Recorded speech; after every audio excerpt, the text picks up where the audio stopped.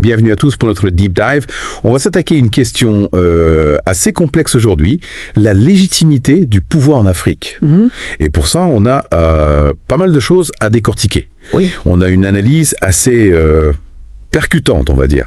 On a aussi des exemples historiques et des situations contemporaines, et puis pas mal de réflexions sur comment les leaders africains eux-mêmes perçoivent leur propre légitimité. Tout à fait. Et ce qui est intéressant, je trouve, c'est que cette question de la légitimité, elle est souvent abordée sous l'angle des élections, de la démocratie. Mais notre analyse aujourd'hui, elle va un peu plus loin. Oui. Elle nous pousse à réfléchir à d'autres formes de légitimité, et notamment à ce lien, presque spirituel qui peut exister entre un leader et son peuple. C'est ça. Un lien qui va au-delà du simple cadre institutionnel ou électoral. Exactement. Et pour illustrer ça, on va partir d'une anecdote assez frappante. Vous savez, lors de son investiture, le président ghanéen John Mahammed Dramani, il a été vraiment marqué par la popularité du capitaine Ibrahim Traoré. Vous savez, celui qui a été arrivé au pouvoir au Burkina Faso par un coup d'État.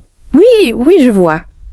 Et il a été surpris de voir à quel point Traoré était acclamé par la foule. C'est intéressant comme point de départ. Oui, parce que ça nous amène à nous interroger. Comment un leader issu d'un coup d'État peut-il être perçu comme légitime par une partie de la population? C'est là que cette notion de lien spirituel prend tout son sens. Oui, c'est ça.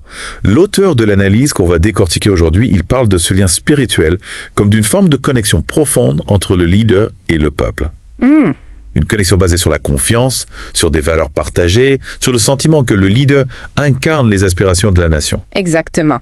Et on peut trouver des exemples de ce type de lien dans l'histoire de nombreux pays africains. Ah oui, c'est vrai. Prenez par exemple Jerry John Rawlings au Ghana. Lui aussi arrivé au pouvoir par un coup d'État. Oui. Mais il a ensuite gagné le respect et l'admiration d'une grande partie de la population. C'est vrai. Il a su incarner une forme de renouveau, de rupture avec le passé, et il a réussi à mobiliser les Ghanéens autour d'un projet commun. En fait, ce que vous dites, c'est que la légitimité, elle peut se construire par d'autres voies que les élections. Tout à fait. L'important, c'est cette capacité d'un leader à être en phase avec son peuple, à comprendre ses besoins, à répondre à ses aspirations. Et l'auteur va même plus loin. Il nous invite à nous méfier d'une vision trop occidentale de la politique. Oui. Une vision qui réduirait la légitimité à la seule question des élections et de la démocratie. C'est ça. Il nous encourage à prendre en compte la diversité des contextes africains, à accepter que la légitimité puisse s'exprimer de multiples façons. Et il insiste sur le fait que chaque société a sa propre histoire, ses propres traditions, ses propres aspirations. Exactement. On ne peut pas plaquer un modèle unique de leadership sur des réalités aussi diverses. Et ce qui est intéressant, c'est que l'auteur, il ne se limite pas à l'Afrique. Non. Il observe aussi ce phénomène dans d'autres parties du monde, Oui. y compris en Europe. Il prend l'exemple d'Emmanuel Macron en France, Ah oui? qui, malgré son élection démocratique, peine à créer un lien fort avec une partie de la population. Ah oui. Donc on voit bien que le simple fait d'être élu ne garantit pas forcément la légitimité aux yeux de tous. C'est ça. Il faut réussir à établir une connexion, un dialogue, une compréhension mutuelle entre le leader et le peuple. Et c'est là que l'auteur pointe du doigt ce qu'il appelle un déficit d'amour de la part de certaines élites, un manque de connexion, d'empathie et de compréhension des réalités du terrain. On a l'impression que ces élites sont déconnectées des préoccupations des citoyens. Qu'elles sont plus préoccupées par leur image, par leur carrière, que par le bien-être de la population. Et ça se traduit par quoi ?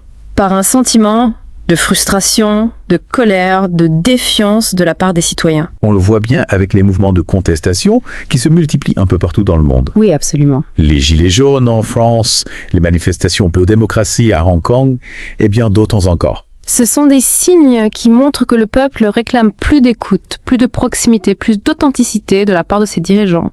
Et c'est là que l'auteur introduit un concept particulièrement intéressant. Lequel ? La vitrification. La vitrification. Oui, c'est un terme utilisé par le président tchadien Mahamed Idriss Déby pour décrire les tentatives d'assassinat politique dont il a été victime. Je vois. Mais au-delà du sens littéral, ce concept de vitrification, il renvoie à une réalité bien plus large. Bien. Laquelle là ? Celle des pressions, des manipulations, des ingérences que subissent certains leaders africains. C'est comme si on essayait de les rendre fragiles, vulnérables, manipulables. Comme du verre qui peut se briser facilement. Exactement. Et ce concept, il met en lumière une chose importante. C'est que la légitimité d'un leader africain, elle se joue aussi sur le terrain géopolitique.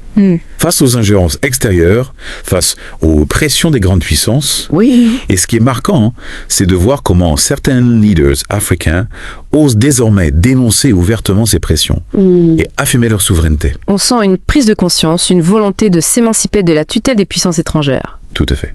Et c'est là que la boucle est bouclée. Comment ça est-il? On revient à notre point de départ. La popularité du capitaine Traoré au Burkina Faso. Est-ce que son arrivée au pouvoir par un coup d'État pourrait être perçue comme une forme de résistance à ces ingérences étrangères?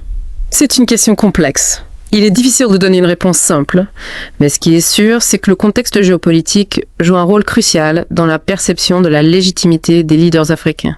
Oui, on va explorer cette question plus en profondeur dans la suite de notre deep dive.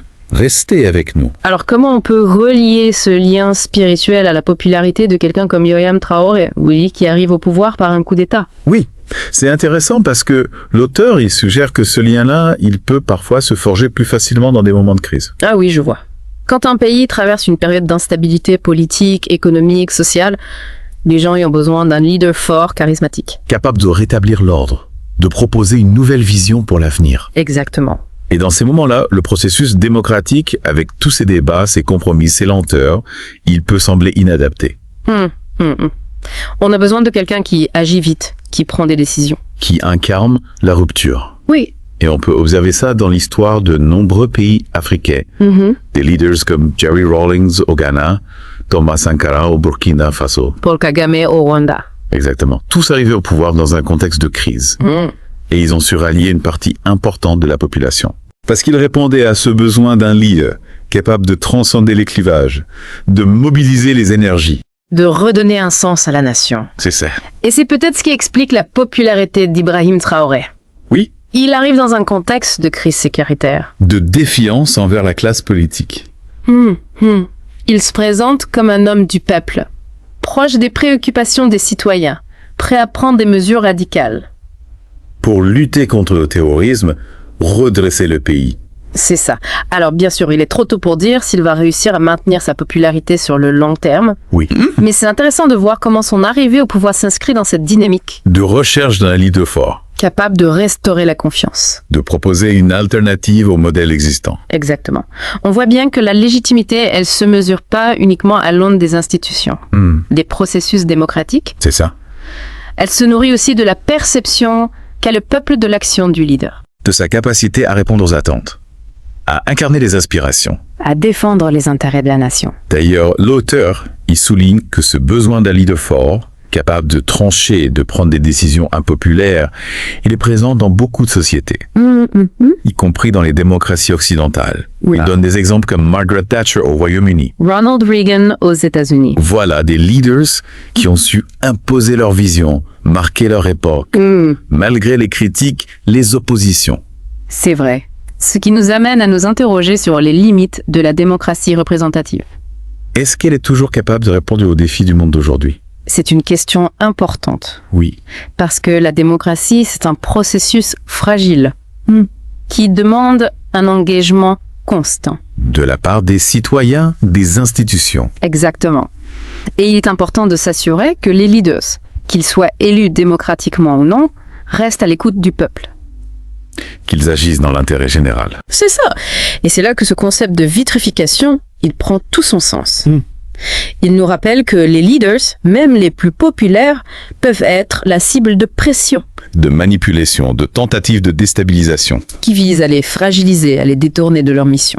On l'a vu récemment avec certains dirigeants africains, victimes de campagnes de dénigrement. De pression économique. Voire de tentatives de coups d'État orchestrés de l'extérieur.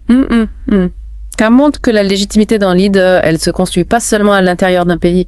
Mais aussi à l'international. Face aux autres pays. Face aux grandes puissances. Un leader doit être capable de naviguer dans cet environnement complexe. De défendre les intérêts de son pays. De résister aux pressions. De préserver son indépendance.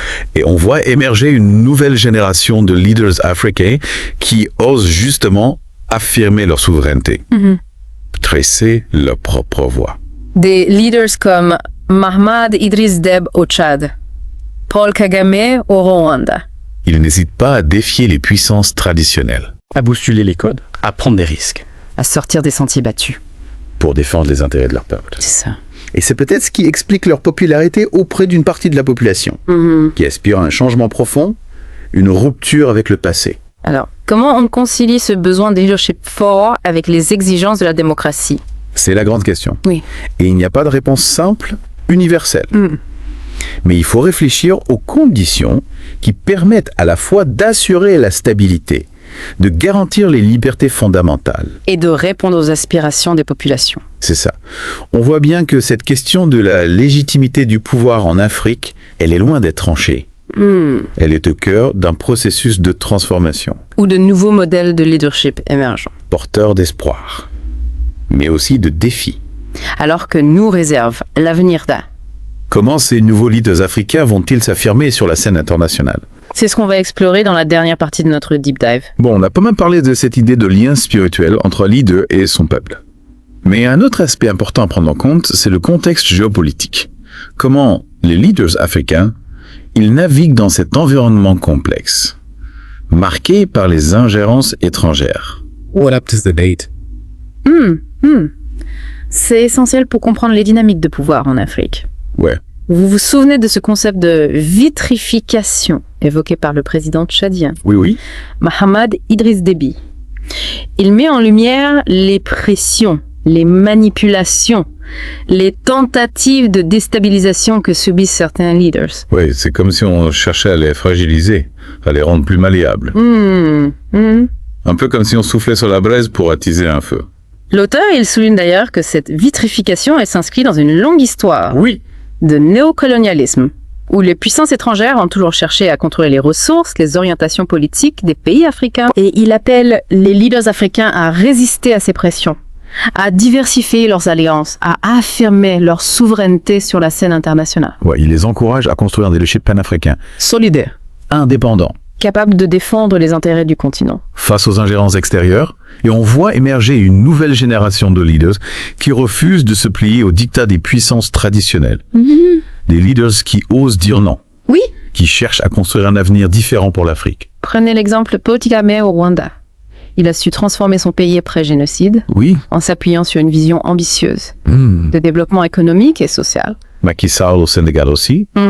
Il a engagé des réformes importantes pour renforcer l'état de droit, la démocratie. Oui. Il plaide pour une Afrique qui prenne en main son destin, qui ne se contente pas d'être un terrain de jeu pour les grandes puissances. Ce sont des exemples qui montrent qu'un autre leadership est possible. Un leadership qui s'affranchit des logiques de dépendance, qui s'engage sur la voie du développement, de l'émancipation. Et c'est peut-être là qu'on trouve le véritable enjeu de la légitimité du pouvoir en Afrique. Pas seulement être populaire, être élu démocratiquement, ou incarner un lien spirituel avec le peuple, C'est ça. mais être capable de construire un avenir meilleur pour les populations africaines, Leur offrir des perspectives d'espoir. de progrès, de dignité. Exactement. Et ça passe par une lutte constante contre la pauvreté, l'injustice, la corruption, mais aussi contre les ingérences étrangères qui continuent de freiner le développement du continent. En fin de compte, la légitimité d'un leader, elle se mesure à sa capacité à apporter des solutions concrètes aux problèmes des populations. C'est une vision exigeante, mais porteuse d'espoir. Oui. Elle nous montre que le changement est possible, que l'Afrique peut s'affirmer comme un acteur majeur du XXIe siècle. Et c'est à nous, citoyens, observateurs, acteurs de la société civile, de soutenir ces leaders. Qui ose défier les conventions, tracer une nouvelle voie. Voilà qui conclut notre deep dive sur la légitimité du pouvoir en Afrique. J'espère que cette exploration vous a permis de mieux comprendre les enjeux. De ce continent fascinant, en pleine mutation. Et surtout, j'espère qu'elle vous aura donné envie d'aller plus loin, de vous informer, de vous engager. Et de contribuer à votre échelle à la construction d'une Afrique plus juste, Plus prospère. plus solidaire. Merci de nous avoir suivis. Et à bientôt pour une nouvelle plongée au cœur de l'actualité.